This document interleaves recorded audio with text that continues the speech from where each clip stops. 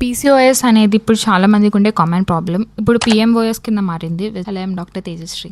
చాలామంది అనుకుంటారు irregular periods అంటే పీరియడ్స్ సరిగా రాకపోతే అది ఖచ్చితంగా పీసీఓఎస్, నాకు పీఎంఓఎస్ ఉంది అని చెప్పి అంటారు.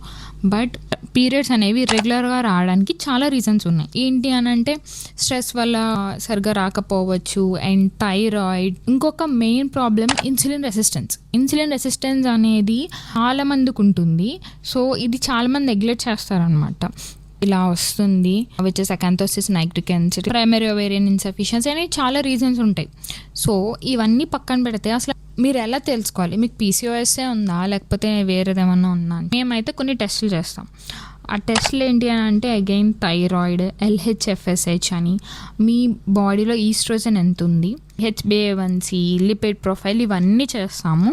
అలాంగ్ విత్ దాట్ అల్ట్రాసౌండ్ చేస్తాం. సిస్ట్ అనేది ఎంత ఉంది అనేది తెలుసుకుంటాం. దాన్ని బట్టి మేము ట్రీట్మెంట్ అనేది రాస్తాం అన్నమాట.